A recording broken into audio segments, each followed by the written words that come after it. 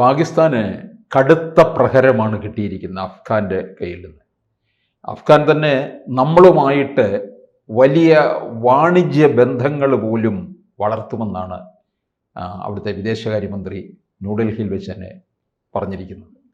ഇതൊക്കെ പാകിസ്ഥാനെ ഒന്നുകൂടെ നമ്മുടെ മേലുള്ള ഒരു ഒരു ഒരു പക കൂട്ടുന്നതും അമർഷമുണ്ടാക്കുന്നതുമായ കാര്യത്തിലേക്കാണ് പോകുന്നത്. തീർച്ചയായിട്ടും പാകിസ്ഥാൻ ഞെട്ടിത്തരിച്ചിരിക്കുകയാണ്. കാരണം അവരേറ്റവും കൂടുതൽ ഭയക്കുന്ന അവരുടെ അയൽവക്കത്തെ ശത്രു എന്ന് പറയുന്ന അഫ്ഗാനാണ്. അത് അയൽവക്കത്ത് മാത്രമല്ല, പാകിസ്ഥാനകത്തും അഫ്ഗാൻ തീവ്രവാദികൾ ഉണ്ട് എന്നുള്ളതാണ്. തെഹ്രീക്ക് താലിബാൻ എന്ന് പറയുന്ന വിഭാഗം ഇപ്പോഴും പാകിസ്ഥാനകത്ത് വളരെ ശക്തമാണ്. അവരെ പേടിച്ചാണ് നമ്മുടെ ഖൈബർ പഖ്തൂൺഖ്വ കൊണ്ടുവന്ന് ബോംബിട്ടതൊക്കെ പാകിസ്ഥാൻ. അപ്പോൾ അവരുടെ ഒരു മേൽക്കോയ്മ അവിടെയൊക്കെ നിലനിൽക്കുകയാണ്. ഇതെല്ലാം ഇരിക്കവേ പാകിസ്ഥാനെ ഏറ്റവും കൂടുതൽ അതിശയിപ്പിച്ചത് ഇന്നേ വരെ നമ്മൾ 79ാമത്തെ പിറന്നാൾ ആഘോഷിച്ച് നിൽക്കുന്ന ഈ രാഷ്ട്രം ഇന്നേ വരെ ചെയ്യാത്ത ഒരു വലിയ പീരങ്കിയാണ് പാകിസ്ഥാന് നേരെ വെച്ചിരിക്കുന്നത്. കാരണം പാകിസ്ഥാനാണ് നമുക്കെതിരെ പീരങ്കി വെച്ചുകൊണ്ടിരിക്കുന്നത്. കഴിഞ്ഞ 47 മുതൽ ഇന്ന് വരെ ഒന്നുകിൽ യുദ്ധം, അല്ലെങ്കിൽ ഒളിയുദ്ധം, അല്ലെങ്കിൽ തീവ്രവാദികളെ ഇറക്കിവിട്ട്, അല്ലെങ്കിൽ നമ്മുടെ മുംബൈ നഗരം തകർത്തതുപോലുള്ള പ്രവൃത്തികൾ, ഇങ്ങനെയൊക്കെ ആയിട്ട് നമ്മളെ ഞെട്ടിച്ചുകൊണ്ടിരിക്കുകയായിരുന്നു.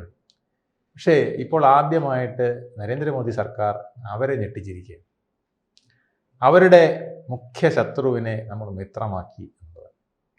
നമുക്കും അഫ്ഗാനിസ്ഥാനോട് അത്ര വലിയ മമതയൊന്നും ഇല്ലായിരുന്നു. കാരണം ഒരുപാട് കാര്യങ്ങളിൽ അവർ തീവ്രവാദ ശൈലിയിലൊക്കെയാണ് പ്രവർത്തിച്ചിരുന്നത്.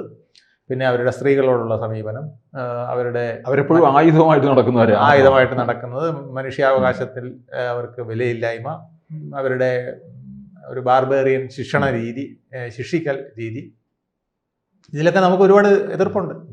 ജനാധിപത്യം എന്ന് പറഞ്ഞാൽ അങ്ങനത്തെ ഒരു ജനാധിപത്യമല്ല. ഇതിലൊക്കെ ഇന്ത്യക്ക് ഒരുപാട് എതിർപ്പുകളുണ്ടെങ്കിൽ പോലും ശത്രുവിൻ്റെ ശത്രു മിത്രം എന്നുള്ള ചാണക്യതന്ത്രം ഇപ്പോൾ നരേന്ദ്രമോദി പ്രയോഗിച്ചിരിക്കുകയാണ്. ആ വെട്ടിൽ തകർന്നു വീണിരിക്കുകയാണ് പാകിസ്ഥാൻ്റെ സമാധാനം പൂർണ്ണമായും നമ്മൾ ഒരു യുദ്ധവും ചെയ്യാതെ കെടുത്തിയിരിക്കുന്നു എന്നുള്ളതാണ്.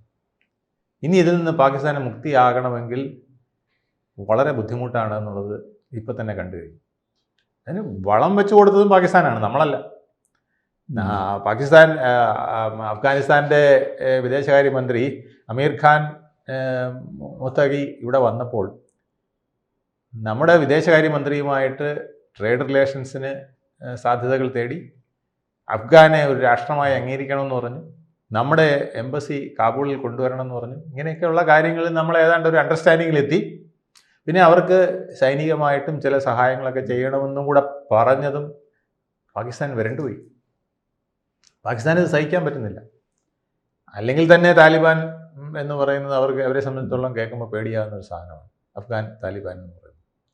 അതിനു പുറമെ ആ നേതൃത്വത്തിന് നമ്മൾ എല്ലാവിധ സപ്പോർട്ടുകൾ, അവർക്ക് ആഭ്യന്തരമായി ഒരു രാഷ്ട്രമെന്ന നിലയിൽ വളരുന്നതിന് വേണ്ട സപ്പോർട്ട്, ഒരു രാജ്യമെന്ന രീതിയിൽ കരുത്താർജിക്കാനുള്ള ആയുധ സപ്പോർട്ട് ഒക്കെ നമ്മൾ കൊടുക്കുമെന്ന് പറഞ്ഞപ്പോൾ പാകിസ്ഥാന് സഹിക്കാൻ പറ്റിയില്ല. അങ്ങനെയാണ് പാകിസ്ഥാൻ കാബൂളിലടക്കം 2 സ്ഥലത്ത് പോയി നേരിട്ടങ്ങ് അടിച്ചു. അപ്പോൾ പാകിസ്ഥാനെ അടിച്ചതും അഫ്ഗാൻ വെറുതെ വിടുമോ? അവരും കയറി ഇവരുടെ ബോർഡറിലേക്ക് അടിച്ചു. ബോർഡറിലെ സൈനികരെ 50ഓളം പേരെ പട്ടയെന്ന് വെടിവെച്ച് നിരത്തി. അപ്പോൾ പാകിസ്ഥാൻ അപ്പോൾ ഇന്ത്യ പറയുന്ന പോലെ ഞങ്ങളുടെ ആഭ്യന്തര പ്രശ്നങ്ങളിൽ കയറി ഇടപെട്ട്, നമ്മുടെ ആഭ്യന്തര ടെറിട്ടറിയിൽ കയറി ഇടപെട്ട് ഞങ്ങളെ വകവരുത്തിയാൽ നിങ്ങളെ വകവരുത്തുന്നുണ്ട്, അവിടെ കയറി തിരിച്ചും അവർ 10-200 പേരെ വധിച്ചു. ഏതാണ്ട് ഒരു യുദ്ധമായി കഴിഞ്ഞിരിക്കുകയാണ്. 200ഉം അപ്പുറത്ത് 50 ഏതാണ്ട് 250 പേരായില്ലേ മരിക്കുന്നു. അപ്പോൾ ഏതാണ്ട് ഒരു ചെറിയ യുദ്ധമല്ല, ഒരു വലിയ യുദ്ധം. ഇപ്പോൾ ഇന്ത്യയും പാകിസ്ഥാനും തമ്മിൽ നടത്തിയ യുദ്ധത്തിൽ നമ്മൾ ആൾനാശം അധികം വരുത്താതെ നമ്മൾ പ്രോപ്പർട്ടീസ് നശിപ്പിക്കുകയും പിന്നെ തീവ്രവാദികളെ ചുട്ട് എരിക്കുകയുമാണ് നമ്മൾ ചെയ്തത്. അല്ലാതെ പട്ടാളക്കാരെയും അവരെ പോലും വധിക്കാൻ നമ്മൾ ആദ്യ ഘട്ടത്തിൽ നിന്നില്ല. പക്ഷേ ഇന്നലെ നടന്നിരിക്കുന്ന അഫ്ഗാൻ പാകിസ്ഥാൻ യുദ്ധത്തിൻ്റെ രീതി എന്ന് പറയുന്നത് ഏതാണ്ട് വലിയൊരു യുദ്ധമാണ്. ഇപ്പം 2 ദിവസം കൊണ്ട് തന്നെ 250 പേര് 2 സൈഡിൽ നിന്നും കൂടെ ആയിട്ട് മരിക്കുക എന്ന് പറഞ്ഞാൽ ചില്ലറയല്ലല്ലോ.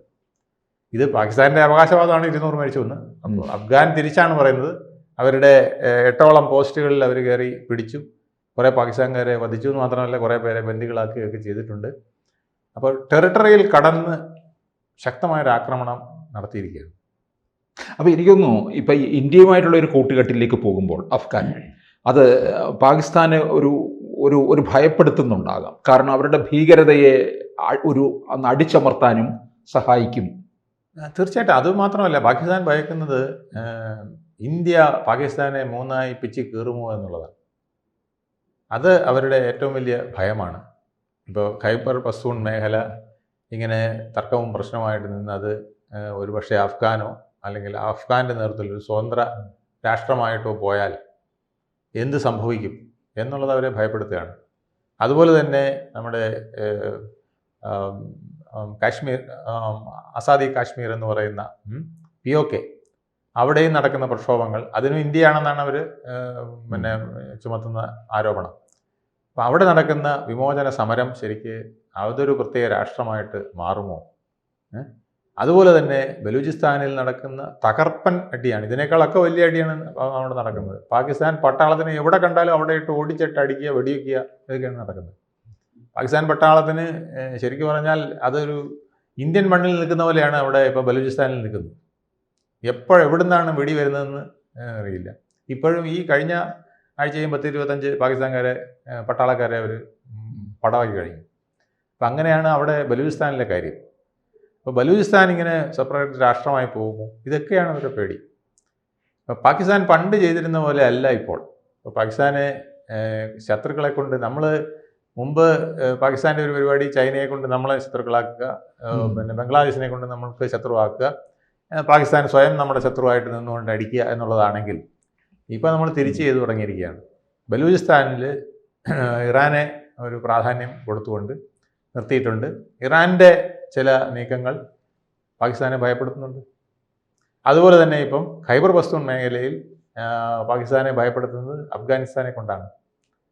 പിന്നെ അവിടുത്തെ ആ ജനത ഇൻറ്റേർണലി വളരെ പ്രക്ഷുബ്ധമായിട്ട് നിൽക്കുകയും കൂടി ചെയ്യുമ്പോൾ പാകിസ്ഥാൻ സർക്കാരിന് അവിടുത്തെ പ്രശ്നങ്ങൾ, ആഭ്യന്തര പ്രശ്നം പരിഹരിക്കണോ, അതിർത്തി പ്രശ്നം പരിഹരിക്കണോ, അന്താരാഷ്ട്ര പ്രശ്നം പരിഹരിക്കണോ എന്നറിയാൻ വയ്യാത്ത ഒരു വൈതരണിയിൽ കൊണ്ടെത്തിക്കുന്നതിന് ഇന്ത്യ ഗവൺമെൻറ്റിനും നരേന്ദ്രമോദിക്കും കഴിഞ്ഞു എന്ന് പറഞ്ഞാൽ അത് ചില്ലറ കാര്യമല്ല.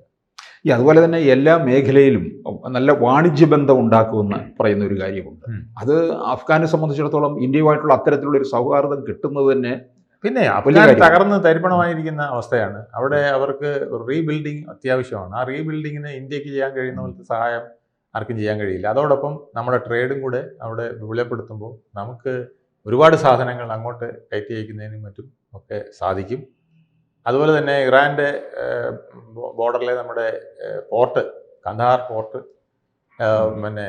അപ്പോൾ അത് ചാബഹാർ പോർട്ട്, അത് ഉൾപ്പെടെയുള്ളവ നമുക്ക് വളരെ നിർണായകമാണ് അഫ്ഗാൻ്റെ റിലേഷൻഷിപ്പ്. കാരണം ആ പോർട്ട് നിൽക്കവേ അഫ്ഗാനിലൂടെ നമുക്ക് റഷ്യയുടെ ബോർഡർ, അതുപോലെ തന്നെ യൂറോപ്പിൻ്റെ ഭാഗങ്ങളിലേക്കൊക്കെ ചരക്ക് ഗതാഗതം സുഗമമാക്കുന്നതിനൊക്കെയുള്ള വളരെ സൗകര്യങ്ങൾ ലഭിക്കുന്ന ഒരു സാഹചര്യം കൂടെ ഉണ്ട്.